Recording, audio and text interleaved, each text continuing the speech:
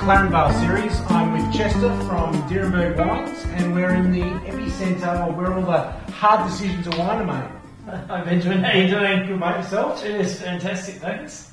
We had a fantastic lunch at your restaurant today. It was just one of the best lunches I've had in a long time. Thank you very much. It's a great place. And we've come up to your sort of secret lair. Yeah, we don't let too many people in here. There's not too many cameras been in this room. So tell us what we're doing, what you're making, and how all these sort of samples turn into the Hermit Crab. Yeah, sure. Now, this is a tasting bench. It's really high class, as you can see. Got a really thin ply and a couple of unstable legs, so you've got to make sure you don't get too staggery or else the whole thing goes flying.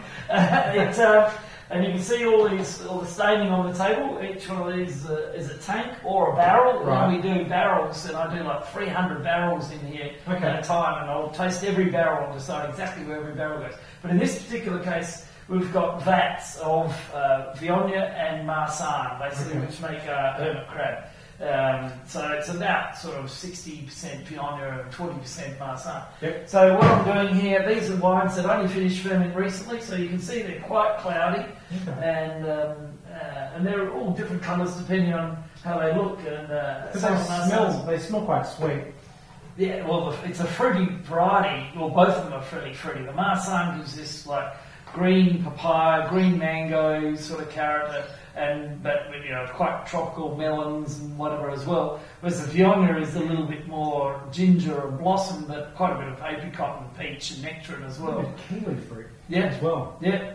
Oh look, you can find just about anything in them. It's they're really interesting, and they're all different parcels of fruit. We planted about 160 acres of Viognier in McLaren Vale starting in the middle 90s. Everyone thought I was absolutely crazy because there was a huge shortage of Shiraz. Everyone planted Shiraz. And then suddenly there's an oversupply of Shiraz, and I didn't look so silly with all these new products. But there wasn't any Viognier or Marsanne planted in McLaren Vale at the time, so they felt that was pretty gutsy. Now there's more Viognier that we've got than Condrieu has in France, which is the home of Viognier. So this wine now is our biggest selling white wine. And retails for it's only $15 Australian, so it's really pretty affordable. And it's been growing at sort of 30 or 40% production every year, and it's lovely. It's mostly unoaked. So these are all vats. So there's no oak at all in these, but there is about 5 or 10% that goes into this that is actually oaked Viognier that goes into the wine as well. So tell us about the Hermit Crab name. Where did that come from? Oh, the name. I have this belief that you should be deadly serious about the winemaking up until when the wine ends up in the bottle, and from there on all should be fun. Because really, what can you do once it's in there? What do we drink it for? We drink it to have fun, so we might as well start having fun before we pull the top off. Yeah. So I have all these quirky names for them, and the Hermit Crab's one of them.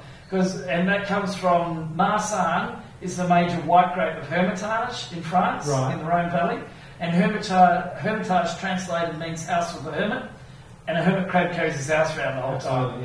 And there's hermit crabs as fossils in the limestone. Is it really? So the roots are down there sucking up little bits of fossilised hermit crab into the grapes and into the wine. So it's a whole hermit crab experience. And I see on the back that it's great with seafood. Absolutely. Well, so having the word crab on me gets you thinking seafood already, but it actually is. But it's great with curries too, because it's got quite a lot of flavour. It's it's not too oily, but it does have a really nice thick note to it. But there's a nice mineralness and length and these nutty characters and fragrance out the end, which you really need to go with the heat of the chili of the curry. But you need flavour. It needs to be a bit of fullness with the curry because there's a reasonable amount of sweetness in a curry. So tell us about Dierenberg Wines. Where are you? Is it a lot of history? Where can I buy the wines? Okay, well I'm the 4th generation winemaker here. So my great-grandfather bought the vineyard in 1912. Built the winery in 27. We still use all the old equipment. Basket press everything. We don't have a modern tank press. They're little tiny old basket presses. All the whites are made that way, everything. And so we're quite old-fashioned. We do everything in small open fermenters. 3/4 of our production is actually red wine and 1/4 white. But we don't filter, we don't fine, we don't fertilise vineyards, we don't cultivate vineyards. we're very sort of old-fashioned, I suppose, in many ways, but in very modern ways of thinking still. With we still use refrigeration and we still monitor the wine a lot and understand what we're doing. But I want to get soil flavour into them. I want to make wines that have a bit of personality. I don't want to make clinical sterile wines that are ready to drink. I want to make wines that are great aging potential, but great balance as young wines, but also can age forever.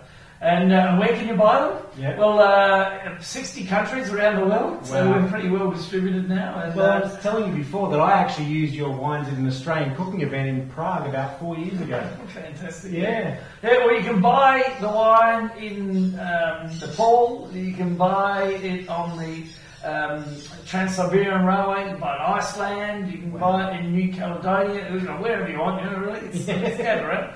So, can we learn about your wines online? Is there a website? Absolutely, yeah. Darrenberg.com. And can you order online? No, you can't. Sorry. You can't? No, too hard. All right. But you can find it anywhere else, so don't worry about it. Find it at the bottler or the local shop. That's it, exactly, everywhere. All right, well, that's a bit of an insight in Dierenberg, the wine brand, the famous wine brand here from McLaren Vale. So make sure you check out the website and get a glass of wine and enjoy. Thanks, Benjamin. A special thanks to Sandy Holmes at the McLaren Vale Grape, Wine and Tourism Association, who organised our trip down to McLaren Vale. Plus Tori and David from the producers for their hospitality during our trip. To learn about my experiences in McLaren Vale and watch some of the videos that I made while I was down there, visit my website www.benjaminchristie.com.